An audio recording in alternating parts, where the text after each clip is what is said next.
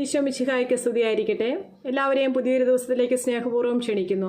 വചനവായനയിൽ പങ്കുചേരുന്ന എല്ലാവരെയും നന്ദി അറിയിക്കുന്നു. ദൈവം സമർത്ഥമായി എല്ലാവരെയും അനുഗ്രഹിക്കട്ടെ എന്ന് പ്രാർത്ഥിക്കുകയും ചെയ്യുന്നു.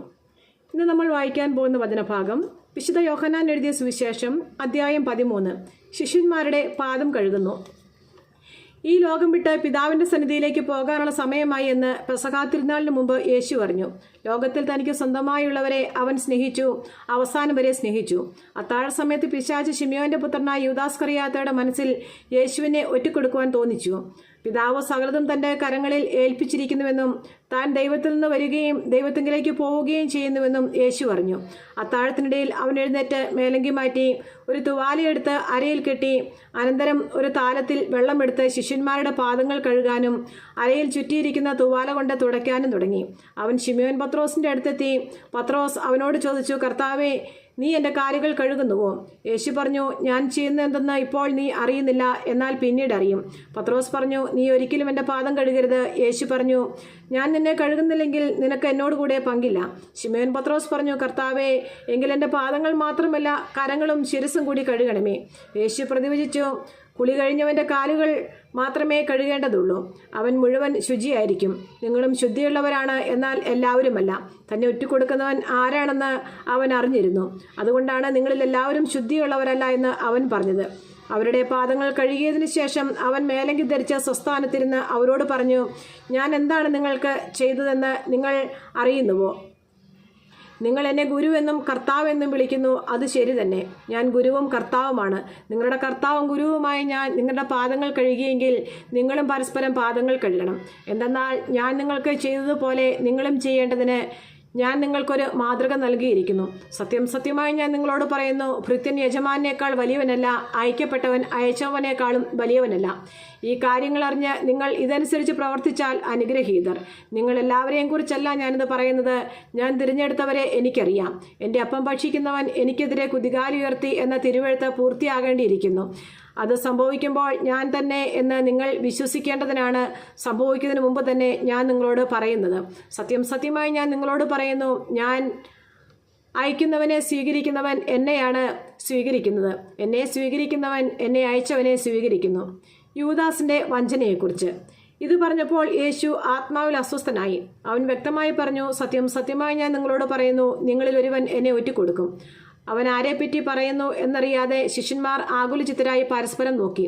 ശിഷ്യന്മാരിൽ യേശു സ്നേഹിച്ചിരുന്നവൻ അവൻ്റെ വക്ഷസ്സിലേക്ക് ചാരിക്കിടന്നിരുന്നു. ശിമയോൻ പത്രോസ് അവനോട് ആംഗ്യം കാണിച്ചു പറഞ്ഞു, അവൻ ആരെപ്പറ്റി പറയുന്നു എന്ന് ചോദിക്കാം. യേശുവിൻ്റെ വക്ഷസ്സിൽ ചേർന്ന് കിടന്നുകൊണ്ട് അവൻ ചോദിച്ചു, കർത്താവേ, ആരാണത്? അവൻ പ്രതിവചിച്ചു, അപ്പക്കഷ്ണം മുക്കി ഞാൻ ആർക്ക് കൊടുക്കുന്നുവോ അവൻ തന്നെ. അവൻ അപ്പക്കഷ്ണം മുക്കി ശിമയോൻ സ്കറിയാത്തായുടെ മകൻ യൂദാസിന് കൊടുത്തു. അപ്പക്കഷ്ണം സ്വീകരിച്ചതിനെ തുടർന്ന് സാത്താൻ അവനിൽ പ്രവേശിച്ചു. യേശു അവനോട് പറഞ്ഞു, നീ ചെയ്യാനിരിക്കുന്നത് വേഗം ചെയ്യുക. എന്നാൽ ഭക്ഷണത്തിനിരുന്നവരിൽ ആരും അവൻ ഇത് എന്തിനു പറഞ്ഞുവെന്ന് അറിഞ്ഞില്ല. പണസഞ്ചി യൂദാസിന്റെ പക്കലായിരുന്നതിനാൽ നമുക്ക് തിരുനാളിന് ആവശ്യമുള്ളത് വാങ്ങുക എന്നോ ദരിദ്രർക്ക് എന്തെങ്കിലും കൊടുക്കുക എന്നോ ആയിരിക്കാം യേശു അവനോട് ആവശ്യപ്പെട്ടതെന്ന് ചിലർ വിചാരിച്ചു. ആ അപ്പക്കഷ്ണം സ്വീകരിച്ച ഉടനെ അവൻ പുറത്തുപോയി. അപ്പോൾ രാത്രിയായിരുന്നു. പുതിയ പ്രമാണം. അവൻ പുറത്തുപോയി കഴിഞ്ഞപ്പോൾ യേശു പറഞ്ഞു, ഇപ്പോൾ മനുഷ്യപുത്രൻ മഹത്വപ്പെട്ടിരിക്കുന്നു, അവനിൽ ദൈവവും മഹത്വപ്പെട്ടിരിക്കുന്നു.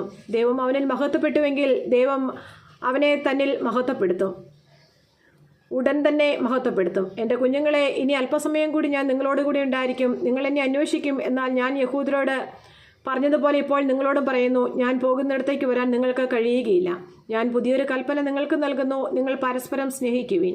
ഞാൻ നിങ്ങളെ സ്നേഹിച്ചതുപോലെ നിങ്ങളും പരസ്പരം സ്നേഹിക്കുവിൻ. നിങ്ങൾക്ക് പരസ്പരം സ്നേഹമുണ്ടെങ്കിൽ നിങ്ങൾ എൻ്റെ ശിഷ്യന്മാരാണെന്ന് അതുമൂലം എല്ലാവരും അറിയും. പത്രോസ് ഗുരുവിനെ നിഷേധിക്കും. ശിമയോൻ പത്രോസ് ചോദിച്ചു, കർത്താവേ, നീ എവിടെ പോകുന്നു? യേശു പ്രതിവചിച്ചു, ഞാൻ പോകുന്നിടത്തേക്ക് ഇപ്പോൾ എന്നെ അനുഗമിക്കാൻ നിനക്ക് കഴിയുകയില്ല, എന്നാൽ പിന്നീട് നീ അനുഗമിക്കും. പത്രോസ് പറഞ്ഞു, കർത്താവേ, ഇപ്പോൾ തന്നെ നിന്നെ അനുഗമിക്കാൻ എനിക്ക് കഴിയാത്തത് എന്തുകൊണ്ട്? നിനക്ക് വേണ്ടി എൻ്റെ ജീവൻ ഞാൻ ത്യജിക്കും. യേശു പ്രതിവചിച്ചു, നീ എനിക്ക് വേണ്ടി ജീവൻ ത്യജിക്കുമെന്നോ? സത്യം സത്യമായി ഞാൻ നിന്നോട് പറയുന്നു, നീ എന്നെ 3 പ്രാവശ്യം തള്ളി പറയുന്നതുവരെ കോഴി കൂവുകയില്ല. നമ്മുടെ കർത്താവായ ഈശോ മിശിഹായ്ക്ക് സ്തുതി. സങ്കീർത്തന പുസ്തകത്തിലുള്ള വായന, അധ്യായം 81. ഉത്സവഗാനം. നമ്മുടെ ശക്തി കേന്ദ്രമായ ദൈവത്തെ ഉച്ചത്തിൽ പാടിപ്പുകഴ്ത്തുവിൻ. യാക്കോബിൻ്റെ ദൈവത്തിന് ആനന്ദത്തോടെ ആർപ്പ് വിളിക്കുവിൻ. തപ്പുകൊട്ടിയും കിന്നരവും വീണയും ഇമ്പമായി മീട്ടിയും ഗാനമുതിർക്കുവിൻ. അമാവാസിയിലും നമ്മുടെ ഉത്സവ ദിനമായ പൗർണമിയിലും കാഹളമോതുവിൻ. എന്തെന്നാൽ അത് ഇസ്രായേലിലെ ചട്ടവും യാക്കോബിൻ്റെ ദൈവം നൽകിയ പ്രമാണവുമാണ്. ഈജിപ്തിലേക്ക് തിരിച്ചപ്പോൾ ജോസഫിനും അവിടുന്ന് ഈ നിയമം നൽകി. അപരിചിതമായ ഒരു ശബ്ദം ഞാൻ കേൾക്കുന്നു. ഞാൻ നിന്റെ തോളിൽ നിന്ന് ഭാരം ഇറക്കി വെച്ചു.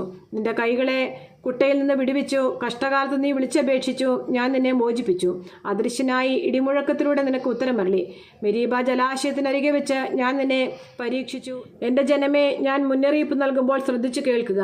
ഇസ്രായേലെ, നീ എൻ്റെ വാക്ക് കേട്ടിരുന്നെങ്കിൽ നിങ്ങളുടെ ഇടയിൽ അന്യദൈവം ഉണ്ടാകരുത്. ഒരന്യദൈവത്തെ നീ വണങ്ങരുത്. ഈജിപ്ത് ദേശത്തു നിന്ന് നിന്നെ മോചിപ്പിച്ച ദൈവമായ കർത്താവ് ഞാനാണ്. നീ വാ തുറക്കുക, ഞാൻ നിനക്ക് ഭക്ഷിക്കാൻ നൽകാം.